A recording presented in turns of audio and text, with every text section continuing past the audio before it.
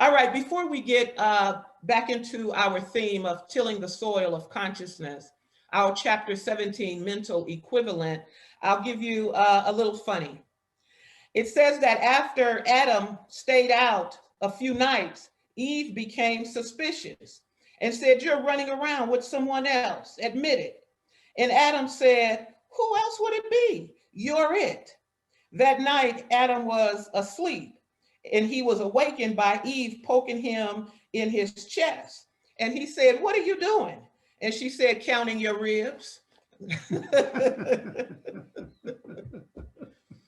All right, family, let us move into our lesson for today. And I want to thank our Reverend Paul for his study, his message, and his presence to our church family last Sunday. We also continue to celebrate the historic accomplishments of women who are making history even as I speak. So I thank all women before us, with us, and that comes after us as we make a difference in demonstrating the power of mind, imagination, faith, love, confidence, and persistence. So thank you, women. We are on the move. Women are accomplishing more in this era than ever before. Let's keep going. And then we also continue this journey of tilling the soil of consciousness, a turning over, a breaking up, a loosening. The process of tilling clears, removes weeds, undesirable roots, and other unwanted debris. It prepares the soil for planting newness. I am utilizing a garden, soil, and planting to illustrate how the principle of it works, how the same principle works in consciousness. Some soil is loose, easy to till. Some soil is hard and need more work, maybe even an apparatus. Then there's the heavy compacted soil that makes it difficult for anything to push through, let alone grow. So I remember when Dr. Regina said that sometimes you may need a jackhammer to break through deep-rooted beliefs that are not in alignment with spiritual truth, beliefs about ourselves that are not our true identity, those limited, poverty-stricken thoughts, those anxious thoughts, past experiences, the way we communicate with ourselves and others, thoughts of failure, regret, etc., etc. But at some time or another, we need to turn over, break up, remove, loose in preparation to reveal our divinity. The soil of consciousness is likened to earthly soil. They require that same process. We also continue in the Lenten season, a season of fasting and praying, a letting go, renewal, a regeneration, if you will. With this theme, tilling the soil of consciousness, with being in this Lenten season and having begun spring yesterday, where the earth is pregnant with infinite possibilities. And of course, that's always the case. But at this time, the earth is especially fertile. Mother Earth is conspiring to restore, refresh, and bring new life. You see, everything is working in our favor. This is an absolute wonderful time to come together with our theme, to look at our chapter, mental equivalent, to embrace this spring, this newness, and to embrace this idea of fasting and praying, letting go, releasing that no longer serves us. As a seed is planted in the ground as a seed, but when nurtured, it emerges as a plant, flowers, trees, fruits, vegetables, and much more. So it is with each of us.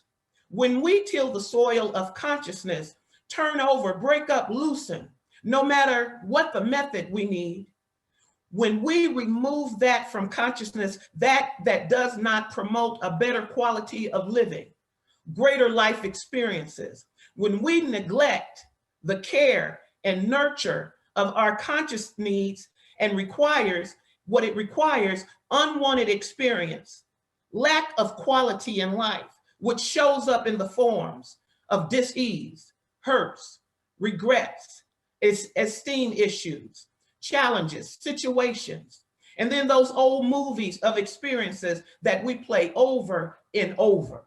You know, all of that stuff that we've brought with us that no longer is necessary.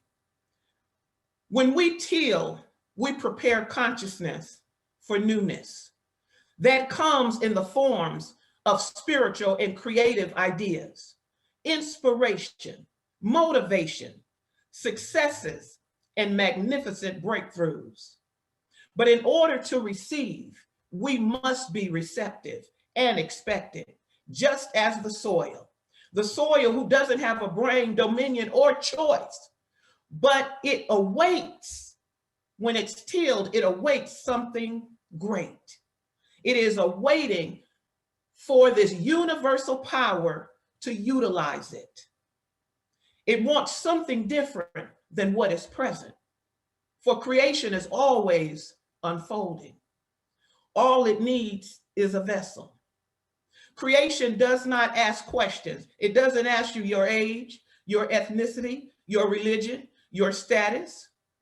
It's not worried about that. All it needs for us to be, all it needs for the soil to be, is to be open and receptive, ready to receive. Creation and law is no respecter of what it uses. Let us continuously till the soil of our consciousness, letting go, letting no thought take up space that has no place within the beautiful child of God. Positive thinking, when embodied, positive thoughts, when nurtured and embraced, are our best friends. A wise woman from our congregation sent me a quote, and she said, positive thinking is like gasoline.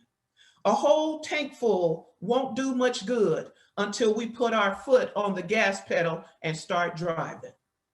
All of our reading, studying, quoting, our church attendance, classes we teach or take are great fill-ups, but if it's not used, if we don't put the foot of our consciousness on our dreams and desires, putting the foot on the pedal of our willingness to actually step into our lives, awake and alive, and move with wisdom and awareness and understanding, the potential for new growth stays dormant.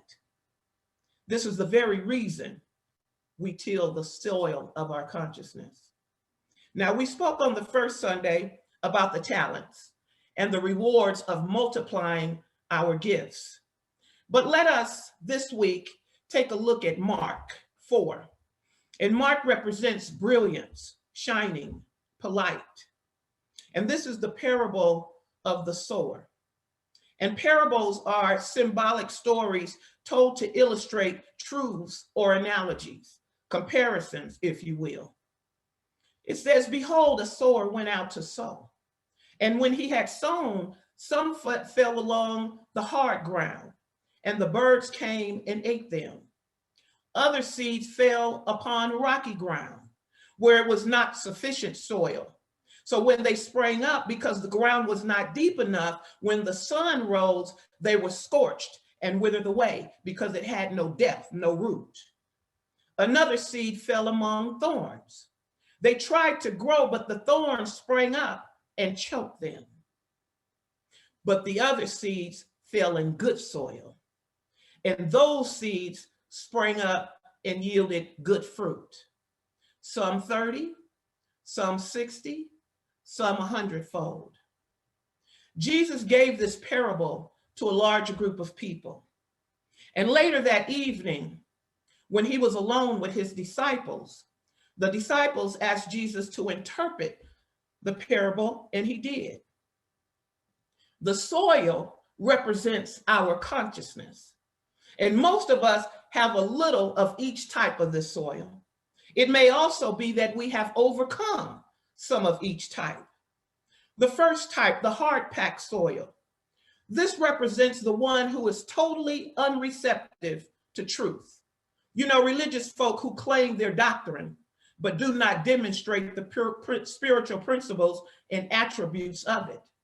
It is written, a silent conviction is worth more than loud proclamations. Of those who shout great affirmations to the great nowhere. We deceive ourselves when we boast about our understanding and are not able to prove that we possess any. That's hard ground. That's why Jesus made the statement, they have ears to hear but cannot hear. Oftentimes when someone seeks to introduce truth, we sometimes become confused, sometimes defensive and rejecting. We are so impacted with our own theories, we are not open to receive or be awakened. When Jesus said, to those who have will gain, to those who have not will lose what we have. He was saying, if we have the consciousness to receive, we receive. If we do not, we will lose what we do have. A consciousness that is not developed. So we must till the soil of consciousness, break it up, allow yourself to be so open that you receive the wisdom of God, that spiritual truth that takes us anywhere that we want to go. The next type of soil was the rocky ground. This is those who hear the word of truth and are happy and excited to hear it, like a beginning truth student who thinks the truth is great, that it will help them become rich, successful, and solve all their problems.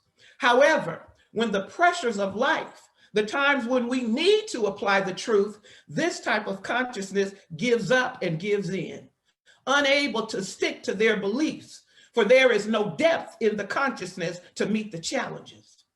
The enthusiasm was short-lived. We want it quick and easy, which often turns out to be hard and difficult. There is very little holding power in that consciousness, that soil. This parable tells us the trials and tribulations we may face and could be facing now.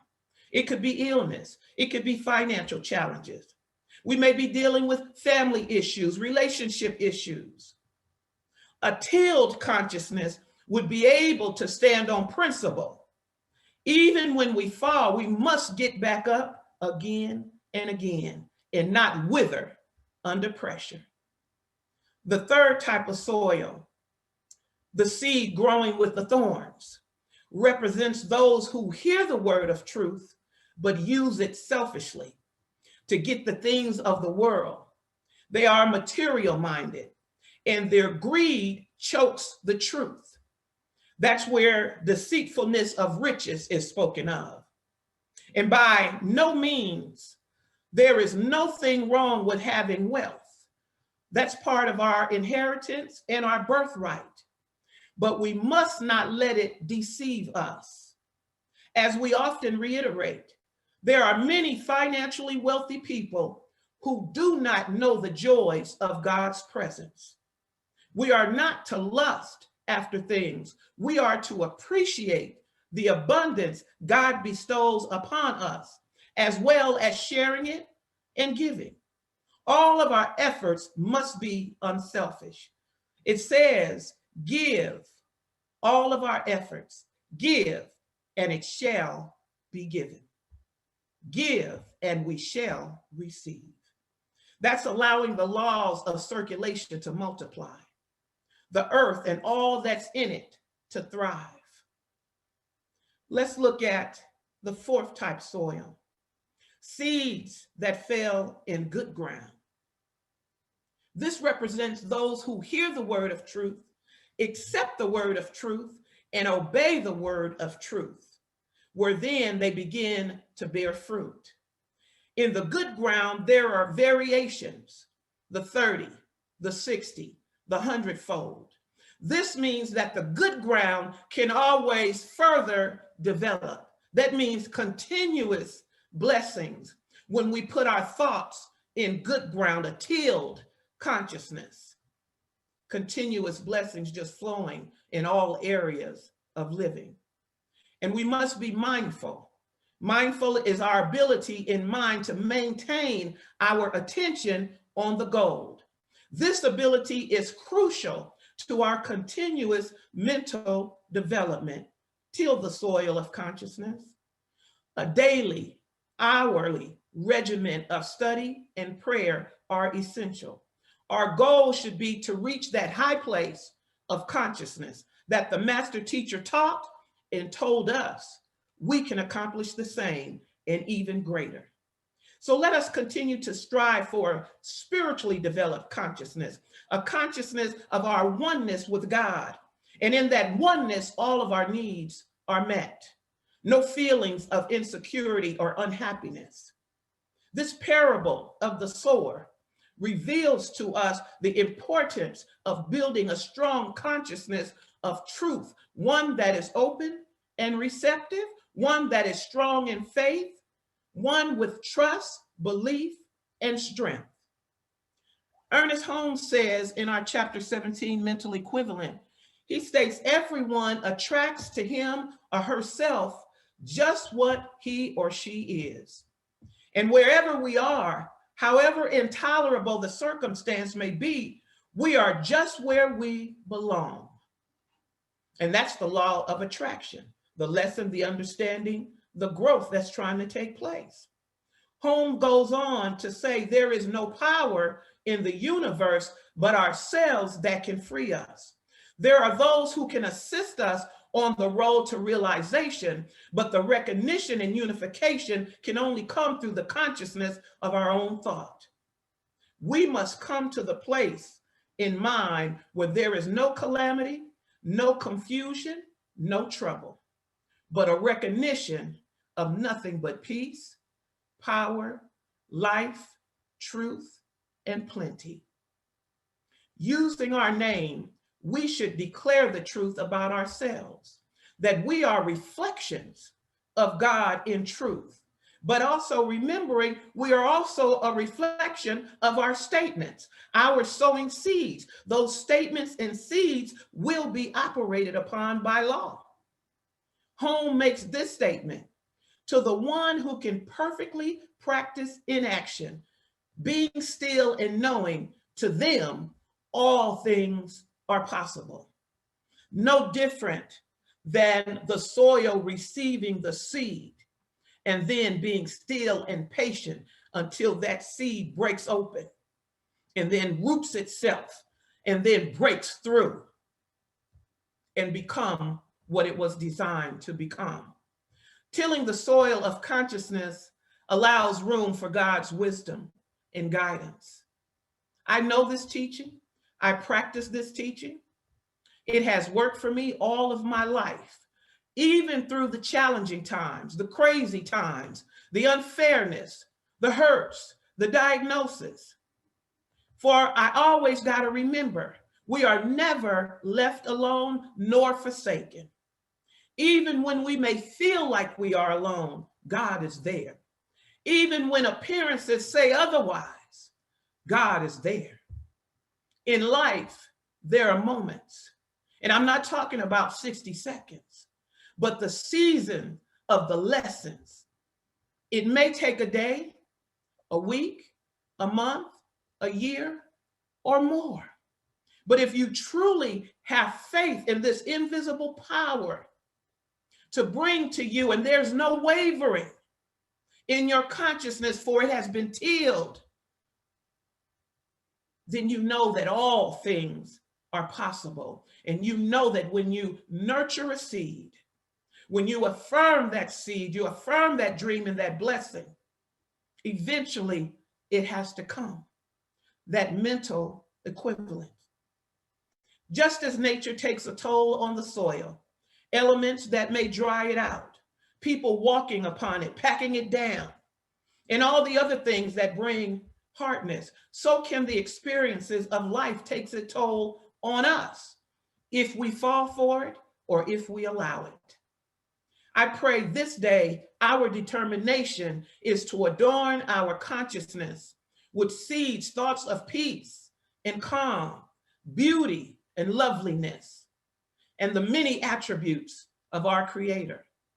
Most of us have some of the most beautiful homes that are adorned with nice, wonderful things.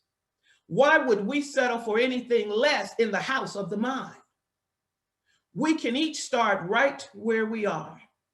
Our life mission should be to strive after God in our thinking, our speaking, our actions. For we can never exhaust all that God is to us, nor all that God has for us. Mark closes with this: with such is the kingdom of God as one who casts seed in the ground. We sleep and rise up night and day, and the seed springs up and grows while we are not even aware. In other words, we don't see how God does it. We see the results of it. We see the effects of its work. The mustard seed is the smallest of seeds, but when sown in good ground, it springs up and becomes greater than all the other herbs. The fact that we gather together days during the week says that we have some faith in something greater than ourselves. We have some faith that if I pray, if I meditate, if I open myself to the words of truth, if I reiterate how this thing of life works, that it works in me, as me, through me, for me, by means of me, then it makes all of our studying, all of our reading, all of our praying, all of our affirming worthwhile. So let's do some tilling, some cultivating, checking out our thoughts that are impacted, where life experience may have hardened us. Check that out and till it, loosen it up, so that your dreams and your desires you have now have somewhere to go. Check out the thoughts of the rocky soil, where we haven't allowed the word of truth to invade our whole being, where there is no depth, no roots. That is where we just know it from the neck up.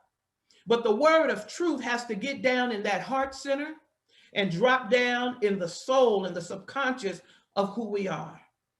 Let us make sure we check out our thoughts of that thorny soil, where we may be dividing our loyalty. Open the door to embrace the whole of God. Don't divide yourself up over here and over there. Let God be the whole of your life and everything in it. Mark continues. He said that evening after Jesus did the talk on the parable, the teaching on the parables, they went to their next destination. Jesus and the disciples were on a boat. And while they were sailing, a heavy storm and strong winds rocked them to and fro. It said Jesus was under a blanket, fast asleep, but the disciples were shaken up. So they went and woke Jesus up. They said, "Don't you see what's happening?" So Jesus got up and rebuked the wind, told the sea to be still. The wind obeyed, and the calm came over the sea. He then turned to the disciples and asked, "Why are you so fearful? Why do you have no faith?" And so upon thinking about that, the disciples had a conversation amongst themselves. And they asked themselves, who is this that the wind and the sea would obey him? I would say that is a spiritually tilled consciousness whose seeds and thoughts fell on good ground. But we also have the same ability to speak to the winds that life may blow our way, the ability to calm the storms of life. Our belief, trust, faith, and receptivity needs to be renewed. And now is the perfect season. If not now, when?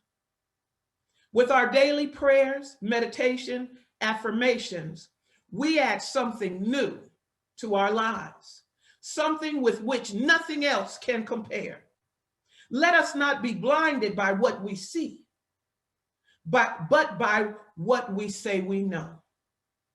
The energy and the motivation that follows our prayers, our meditations, and our affirmations that we receive as a result of our spiritual work, that which we believe to be true, should move us into action. So till the soil of consciousness. If we want to change our life, we must start by changing our story. Any difficulties or obstacles are not the enemy. The difficulties and the obstacles are the way. That's when you utilize what you say you know. That's when you put the word of truth into action. And when we can see what our word does, what our faith does, what our trust does, what our belief does, it makes us do any more, much more. Today we release worry from our mind, which will release worry from the body. We release all inner conflict. I change the outcome of circumstances I can control. And those challenges I can't, I simply and confidently release into the universe. For I am the sum total of my thinking. Therefore, I will only think those thoughts that bring peace and harmony into my life. My past has no power over the fabulous life I create now. You see, to be made in God's image means to have creative abilities like God and dominion over all things, because we have the power to think. A regularly tilled consciousness will reap the rewards, bearing spiritual fruit. I want to give you 10 rules to have a blessed day every day. Is to affirm, today I will not strike back. If someone is rude, if someone is impatient, if someone is unkind, I will not react in like manner. Today I will ask God to bless those that are in darkness, that are hurting. If I come across someone who I see is in darkness, who I feel is angry for whatever reason, I will speak a word over them. I will bless them. Today, I will be careful about what I say. I will carefully choose and guard my words, being certain that I do not spread gossip. Today, I will go the extra mile. I will find ways to share my love, my light with God's children. Today, I will forgive.